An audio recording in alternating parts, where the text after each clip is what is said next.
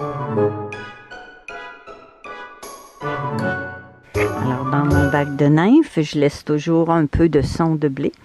Alors, les ténébrions qui naissent, eh bien, ils ont quelque chose à manger.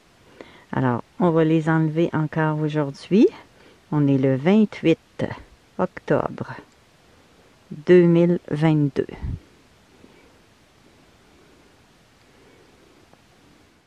Alors là, j'ai enlevé 83 ténébrions de mon bac de nymphes. Ils ont l'air pas mal toutes en forme. Alors, vu qu'il y en a beaucoup, je ne les rajouterai pas dans mon bac de ténébrions. Je vais partir un nouveau bac et puis je vais marquer la date.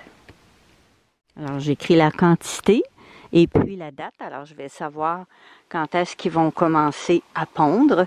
Normalement, ils deviennent noirs en 3-4 jours. Puis, au bout d'une semaine, ils devraient commencer à s'accoupler et puis à pondre.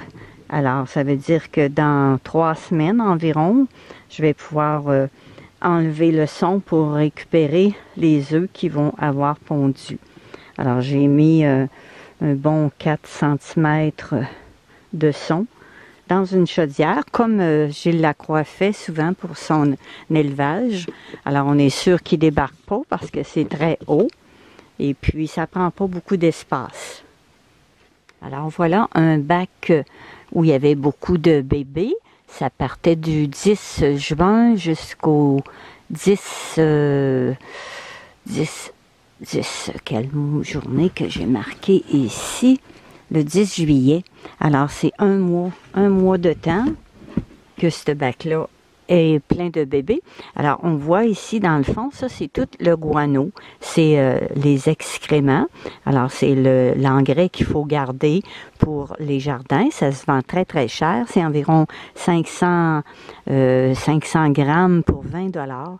Alors, là, normalement, il n'y a pas beaucoup d'œufs dans ça parce que c'est des vers qui sont assez vieux. Alors, je vais tout passer ça au tamis pour récupérer le plus de vers possible. Et puis, je conserve le guano, comme ici, là, je l'ai mis du guano dans ça. Et puis, je le conserve au moins 45 jours afin de vérifier qu'il n'y a pas d'autres petits vers dedans avant de les mettre dans des contenants pour s'en servir pour le jardin. Alors, je vais faire le ménage ici parce que là, automatiquement, ils ont presque plus de son de blé à manger. Et puis, il y a beaucoup de vers.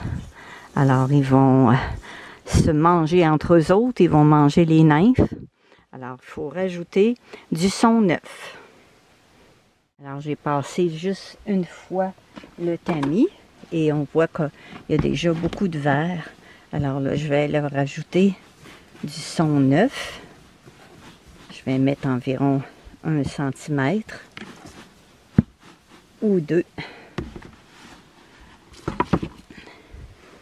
Alors, vous voyez, il va y avoir presque 2 cm. Je vais continuer à les enlever.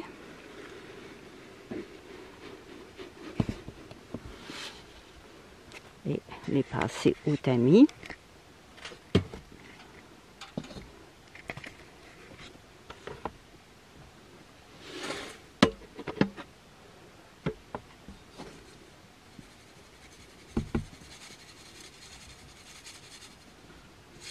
On voit qu'ils sont très nombreux.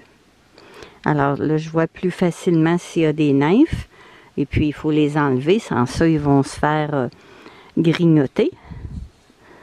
Alors, ici, il n'y a pas l'air d'avoir de nymphes. Il n'y a pas de nymphes. Alors, vu qu'il y a beaucoup trop de vers dans ce bac-là, bien, je vais repartir un autre bac dans une chaudière et puis je reporte les dates, comme quoi j'ai mis du son neuf le 28 octobre et puis que c'est les bébés du 10 juin au 10 juillet. Alors, au lieu d'être toutes dans le même bac, ils vont avoir 2 bacs. Alors, dans la petite chaudière, eh bien, j'ai mis un peu plus de son parce que la surface n'est pas très grande.